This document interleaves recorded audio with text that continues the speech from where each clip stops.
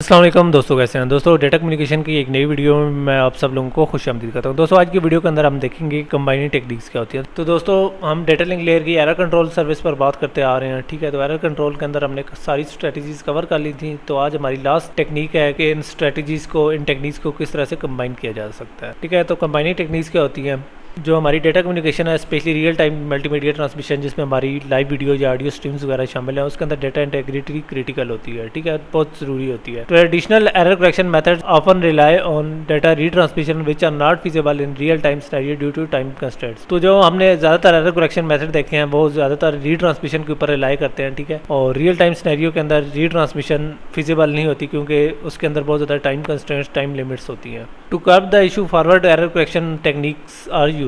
तो इस मसले को हल करने के लिए, यानी रीट्रांसमिशन से बचने के लिए फॉरवर्ड एरर करेक्शन टेक्निक्स को यूज़ किया जाता है या एम्प्लॉय किया जाता है। फॉरवर्ड एरर करेक्शन के अंदर इस तरह होता है कि एरर्स को सेकंडों में डिटेक्ट और करेक्ट कर लिया जाता है, ठीक है, और इसके अंदर रीट्रांसमिशन की जरूरत नहीं पड़ती। No single error correction technique is perfect on its own. By combining multiple techniques we can create more robust and effective strategy. यानी कोई सिंगल एरर करेक्शन या एरर डिटेक्शन टेक्निक अपने आप में परफेक्ट नहीं होती, ठीक है। अगर बहुत सारी टेक्निक्स को, मल्टीपल टेक्निक्स को कंबाइन कर लिया जाए तो हम इस तरह कर सकते हैं कि हर मेथड की स्ट्रेंथ्स को मल्टीप्लाई कर सकते हैं या उनको इकट्ठा कर सकते हैं, ठीक है। तो इस तरह से हमारे पास एक रोबस्ट और इफेक्टिव किस्म का एरर करेक्शन स्ट्रेटजी आ जाती है। तो कंबाइनिंग टेक्निक्स दो किस्म की होती हैं, ठीक है। एक होती है हैमिंग डिस्टेंस और इंटरलीविंग को कंबाइन करना, और एक high and low resolution packets को कंबाइन करना, ठीक है। तो सबसे पहले हम हैमिंग डिस्टेंस और इंटरलीविंग के एडवांटेजेस और डिसएडवांटेजेस पर बात करते हैं, फिर उसके बाद हम compounding high and low resolution packets पर बात करते हैं। हैमिंग डिस्टेंस डिटेक्ट्स और करेक्ट्स सिंगल और मल्टीपल बिट एरर्स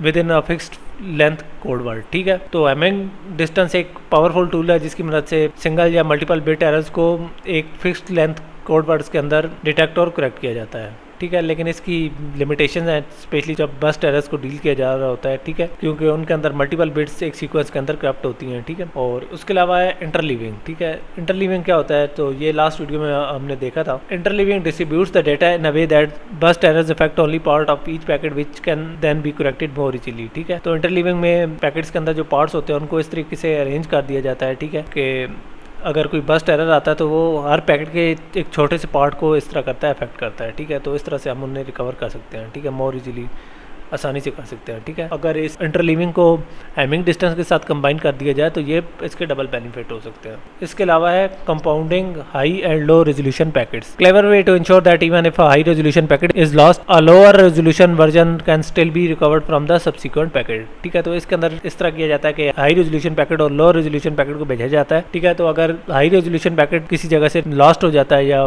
डिस्ट्रॉय हो जाता है तो एक लो रेजोल्यूशन पैकेट की मदद से उसको रिकवर किया जा सकता है। तो इसके अंदर कंबाइनिंग दो टेक्निक से हैमिंग डिस्टेंस और इंटरलीविंग को कंबाइन किया जाता है। दूसरा है compounding high and low resolution packets. पहली टेक्निक की तरफ बढ़ने से पहले मैं आप लोगों को बताता चलूँ, ठीक है, कि इन टेक्निक्स को कंबाइन करके हमें ऐसा सिस्टम बना सकते हैं जो कि ना सिर्फ आइसोलेटेड एरर्स को करेक्ट कर सकता है बल्कि इसके साथ साथ बस्ट एरर्स के जो इम्पैक्ट है उसको भी कम कर सकता है, ठीक है। तो इस तरह हमें रियल टाइम ट्रांसमिशन के अंदर एक हाई लेवल की डेटा इंटेग्रिटी मिलती है, ठीक है। तो ये टेक्निक स्पेशली वहाँ यूजफुल है जहाँ रीट्रांसमिशन कॉस्टली या इम्प्रैक्टिकल होती है, ठीक है। तो सबसे पहली टाइप को हम देखते हैं, combining Hamming distance and interleaving. Utilises both Hamming distance and interleaving to enhance error correction, ठीक है। तो इसके अंदर हैमिंग डिस्टेंस और इंटरलीविंग दोनों की टेक्निक्स की जो बेनिफिट्स हैं उनको यूज़ किया जाता है, ठीक है, और उनकी मदद से एरर करेक्शन को इनहांस किया जाता है, ठीक है। तो हैमिंग डिस्टेंस सब क्या करता है, create an bit packets that correct T bit errors. तो टी बिट एरर्स को करेक्ट करने के लिए एन बिट के पैकेट क्रिएट करते हैं, ठीक है। उसके बाद क्या करते हैं, उसके बाद हम करते हैं interleaving. After creating the n bit packets, interleave m rows and send bits column by column, data is spread in such a way that even if a burst error occurs it will affect only a part of each packet.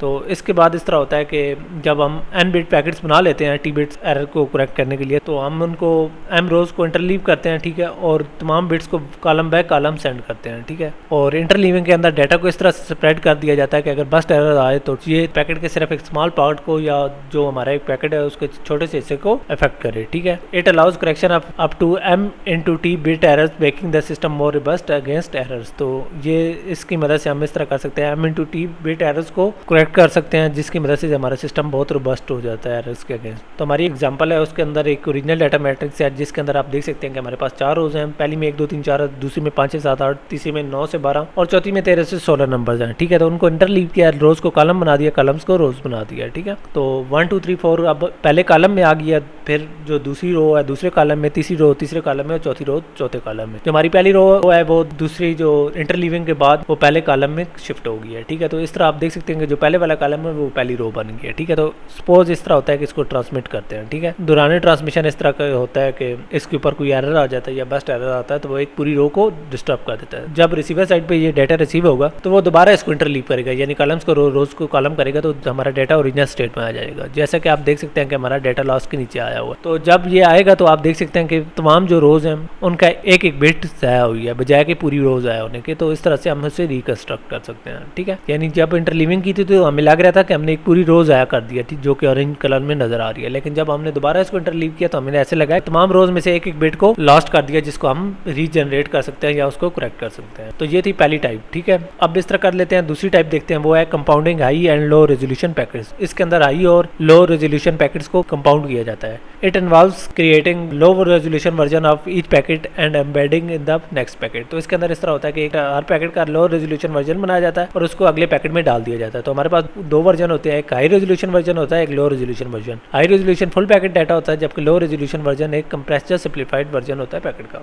तो इसके अंदर process क्या होता है, तो इसके अंदर सबसे पहले send the high resolution version of packet 1 as packet 1। तो इसके अंदर सबसे पहले हाई रेजोल्यूशन यानी ओरिजिनल वर्जन पैकेट का पैकेट 1 के तौर पे भेजा जाता है। फिर इस तरह होता है embed the low resolution version of packet 1 into packet 2। तो जो दूसरा पैकेट जाने वाला होता है उसके साथ जो पहले पैकेट हमने भेजा होता है उसको लो रेजोल्यूशन भेजा जाता है। Similarly embed the low resolution version of packet 2 into packet 3 and so on. तो इसी तरह हम पैकेट 2 का भी लो वर्जन होता है जो कि पैकेट 3 के साथ भेजते हैं और ये सिलसिला चलता रहता है। ठीक है, if packet 2 is lost the low resolution version embedded in packet 3 can help reconstruct packet 2. However, if the last packet is lost, there is no way to recover it. तो अगर सपोज हमारा पैकेट 2 लॉस्ट हो जाता है तो हम इस तरह कर लेते हैं कि पैकेट 3 के साथ जो उसका लो रेजोल्यूशन वर्जन गया होता है हम उसकी मदद से पैकेट 2 को रिकंस्ट्रक्ट कर सकते हैं। लेकिन अगर आखिरी पैकेट है यानी तीसरा पैकेट है, ठीक है, अगर उसके साथ इस तरह हो जाता है तो हम उसे रिकवर नहीं कर सकते क्योंकि उसके बाद कोई पैकेट जा नहीं रहा होता तो उसका हम लो रेजोल्यूशन वर्जन नहीं भेज सकते।